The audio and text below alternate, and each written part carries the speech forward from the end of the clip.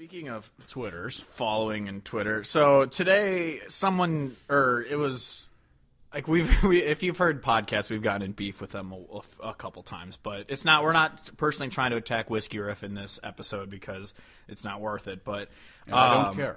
Yeah, but so Whiskey Riff tweeted out like, "Oh, good morning from your favorite unverified account or whatever," because they're really trying to get verified. Well, yeah, but they've been doing that for like months. Yeah, like, it's not the first time they've done that. Yeah, no, I've even when I followed all the time. Yeah, even when I followed the site, I saw that they did it. But some girl just commented like, "Oh, you guys are already doing great, and you guys are like the rebels." And so I just commented on it saying like, "Yeah, they like Walker Hayes, or Walker Hayes is their favorite artist, so obviously they're rebels." And of course, they just came back bashing us for not having a following and that we're jealous and all this. I'm just like, all right. So yes, the comeback of you don't have a following, so you're not allowed an opinion. That is a dumb thing. It's a stupid However, they just posted a tweet that said "Good morning," and you said "Fuck you, I hate you," and then they got defensive. So like, I don't know what you expected to happen. No, I know. I'm not saying any. I mean, I was mostly just bashing the rebel part because they follow. It wasn't meant to be like fuck Whiskey Riff, but of course they're gonna take that. So I just kind of put out the fire before it spread too much. I was just like, all right, fine, I'm wrong. Then you're right. You talk about Sturgill Simpson and whatever on your site. It's whatever. Even though I went to their website and Google or searched John Moreland, he does not appear on their website ever.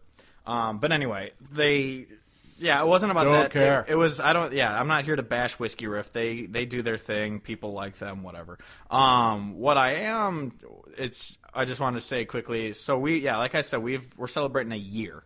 We've been doing this podcast for a year. Our website's been up for 6-7 months or something like that. It started in June, so we're coming up on 8 or 9 months. Yeah. And so like, yes, we have this small following, but that doesn't matter. Like, I mean, you're listening to this podcast, so you enjoy us somewhat. But, or you just spite listen. But the fact either way, like, appreciate you being here. But yeah, they go on, and it's just that stupid defense, just like that dude who was like in Chase Rice's posse or whatever, who's just like, oh yeah, I'm sure all of your few followers give a shit about what you have to say. It's just like, so what? Like, so if all of a sudden our account becomes verified and we have 1 million followers, we can all of a sudden be like, oh, you guys have no opinion. We have more followers than you and a blue check mark.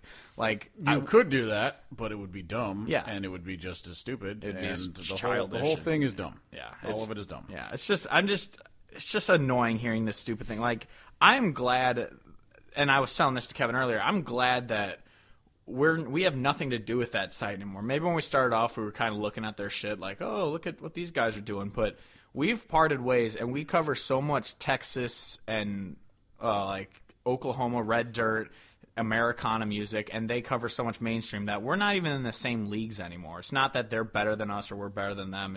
We don't even cover the same shit anymore. Like, they'll occasionally say like, oh, Cody Jinks, remember him? But then we're actually taking the time to, kind of actually give a shit about these people. But if they want to be babies and, call me stupid because I have less followers than them, then that's their prerogative. Anyway. My official stance is I don't care about any of this.